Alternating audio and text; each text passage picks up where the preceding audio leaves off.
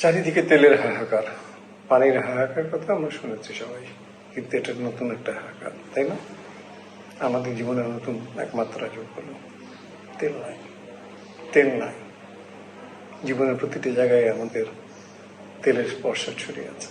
যাবেন বাজারে, লবণগুলোর দাম বেশি, তেলের দাম বেড়েছে, মনে হয় তেল দিয়ে যেন লাভ তৈরি হয়।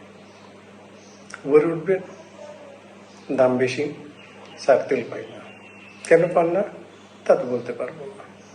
কখনো খোঁজ নিয়েছেন? স্যার জিজ্ঞেস করেছি পেট্রোল পাম্প মালিকদের। একজন বলে আগে 7,000 লিটার তেল বেচতাম, এখন 5,000 লিটার তেল বেচি। তেলগুলো যায় কোথায়? এই 5,000 তেল কেন বেশি লাগছে? অর্থনৈতিক কর্মকাণ্ড কি বেড়ে গেছে? মোটেই না। নতুন কলকারখানা তৈরি হচ্ছে? মোটেই না। যানবাহনের মাত্রা বেড়ে গেছে? মোটেই না। তাহলে তেল কেন বেশি লাগে?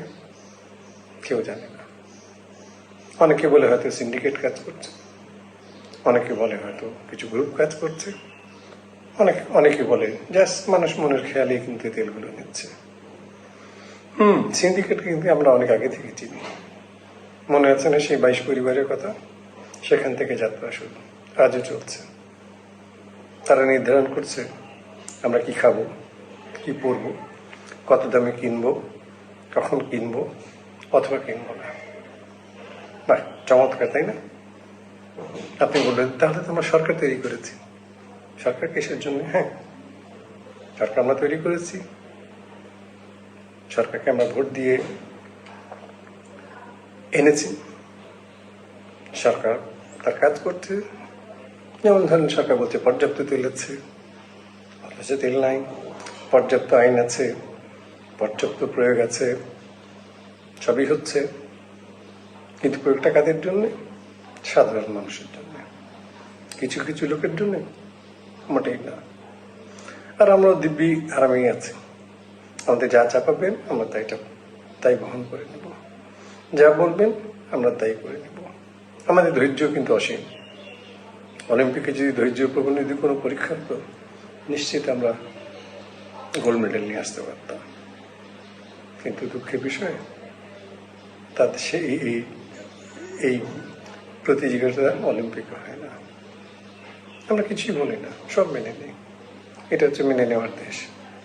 যেমন ধরুন একটা সাবান 30 টাকা থেকে 70 টাকা হয়ে গেল, কেউ বললো না। কষ্ট করে কিনলাম, যারা লাভ করে তারা লাভ করছে। সরকার বাহাদুর দূর থেকে বলছে আমাদের কনজিউমার অ্যাসোসিয়েশন আছে, তার সব কিছু নজরদারিতে আছে। এই হলো নজরদারির নমুনা। এই হলো আমাদের নজরদারির নমুনা। প্রত্যেক সরকার আসে যায়, বলে আমরা জনগণের জন্য কাজ করছি, আমরা সব ঠিক করে দেব। ঠিক হয়েছে? হয়নি। মনে হয় 33 বছর কাটলেও কেউ কথা রাখেনি, সেই নাদির আলীর মতো। আমরা দিব্যি বসে আছি যে নিশ্চয়ই একদিন ভালো সরকার আসবে, নিশ্চয়ই আমাদের সুদিন আসবে। সেদিন আমরা বলবো দেখিস একদিন আমরাও। মেনে নিয়ে নিশ্চিন্ত জীবনযাপন করুন। হোক না সেটা কষ্টের, হোক না সেটা দুঃখের, হোক না যেটা অর্থনৈতিক চাপের। ভালো থাকুন।